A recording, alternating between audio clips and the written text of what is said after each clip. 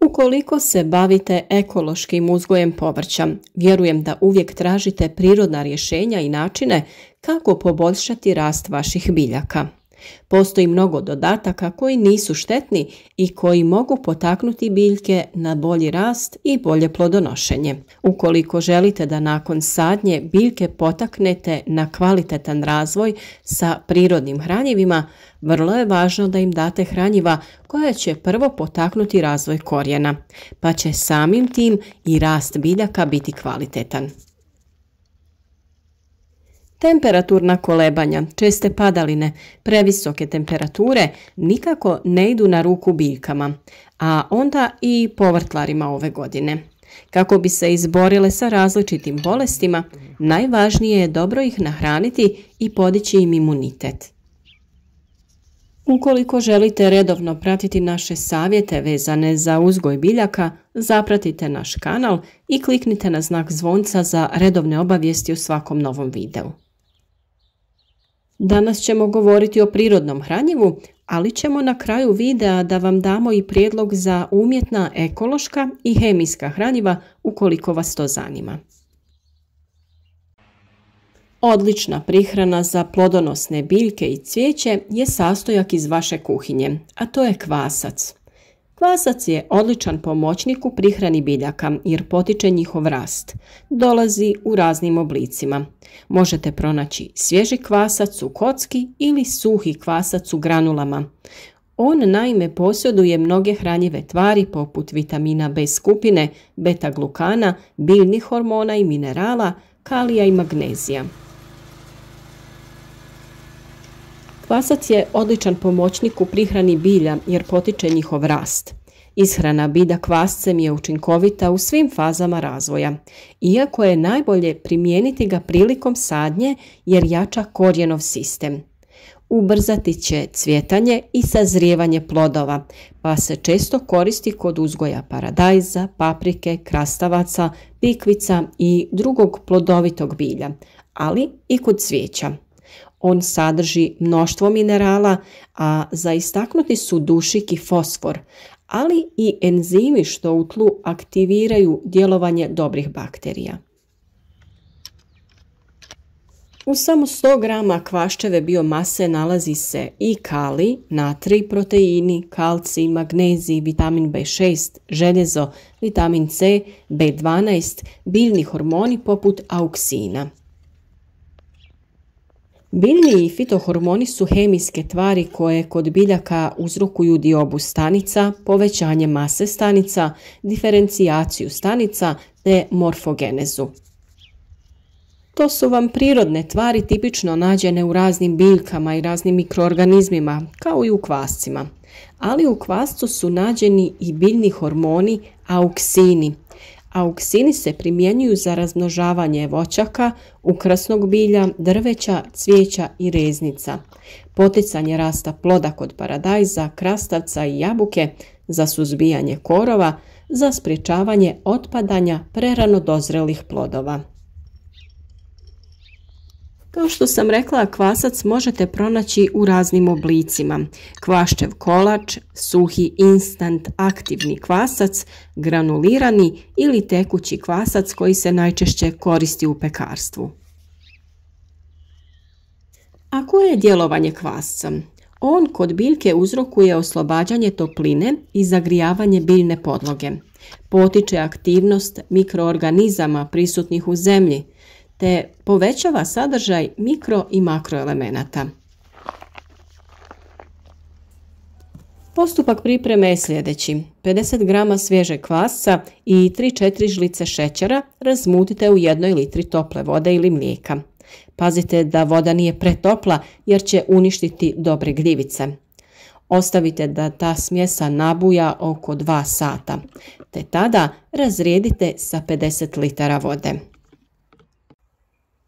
U slučaju da koristite suhi kvasac, tada 8 grama kvasca, to jest 1 vrećicu, te nekoliko žlica vode razrijedite u 1 litri tople vode.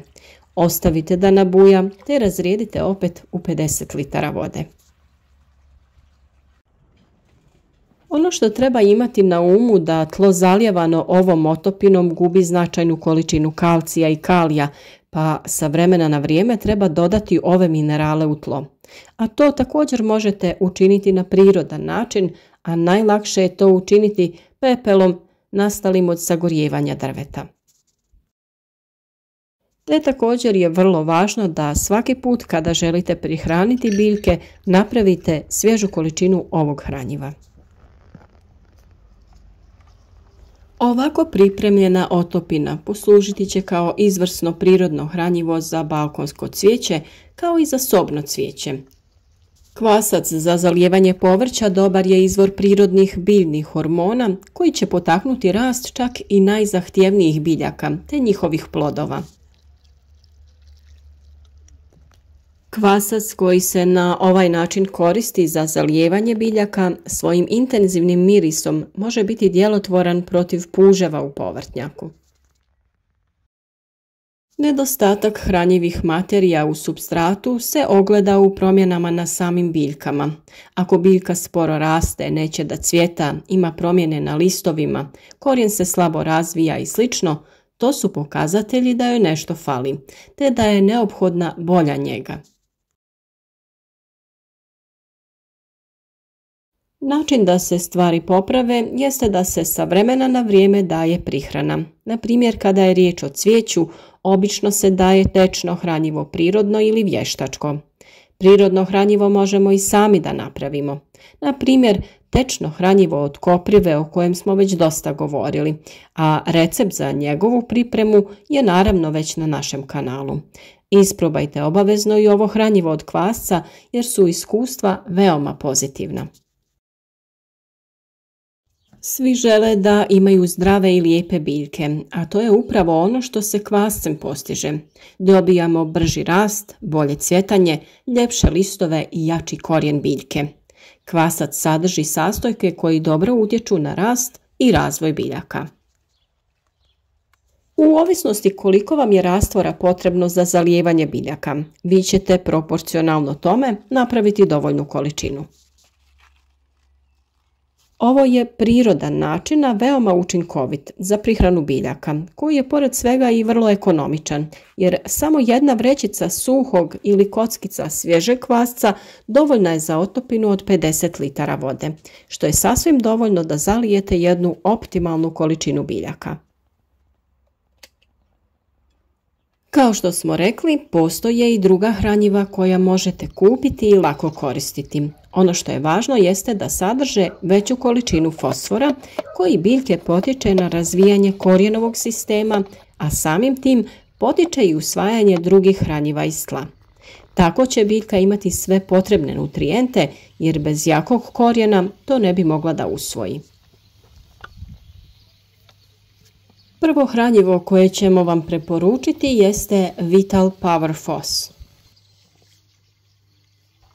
Naime, Vital Power Fos je hranjivo na bazi fosfata, kemijski kompleksiran sa organskim kiselinama sa mnogo razmjena radikala, štiteći fosfor u tlu, što ga čini 3 do 4 puta učinkovitijim od ostalih hranjiva.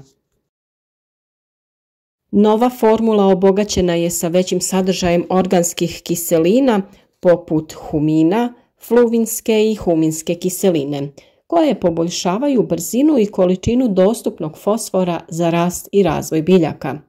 Poboljšava se ukorjenjavanje, stimulira rast korijena koji se aktivira uz pomoć cinka, osigurava dodatke potrebne za dopuniti nedostatke izazvane nepovoljnim uslovima sa brzim i visokim unosom fosfora. Njegove prednosti su to da je dostupan i na niskim temperaturama. 3 do 4 puta je učinkovitiji od konvencionalnih fosfata. Neposredna je njegova asimilacija, a od početka korištenja on stimulira razvoj korijena i napredak same biljke. Ne izgara mlado korijenje, ani sjemenje. Potiče zadržavanje dušika i kalija, te povećava djelotvornost i smanjuje potrebu za količinom fungicida. On biljkama pruža količine dušika i fosfora potrebne za razvoj stabljike, lišća i korijena. Osigurava intenzivnu asimilaciju, odnosno aktivan rast i visoke performanse. Isto tako omogućava početni razvoj koji dovodi do ranijeg sazrijevanja usjeva. Povećava otpornost biljke na hladnoću i bolesti. Razlikuje se od ostalih po načinu djelovanja organskim kiselinama. Dovoljno je dodati 10 ml na 10 litara vode i zalijevati biljke što bliže korijena sa 100 do 200 ml pripravka po biljci. A ono što također možete da koristite su kristalonska vodotopiva hranjiva NPK omjera 1:2:1 ili u ovom slučaju 12:48:6. Jedino je bitno da količina fosfora bude više zastupljena od ostalih elemenata. To svakako može biti hranjivo bilo kojeg proizvođača. Bitno je da je u omjeru dušik fosfor kalij, fosfor više zastupljen. Također na 10 litara vode najčešće ide oko 25 grama, to jest jedna velika kašika. Dobro se izmiješa kako bi se hranjivo otopilo i sa tim se zalijevaju biljke. Također sa 100 do 200 ml otopine po biljci.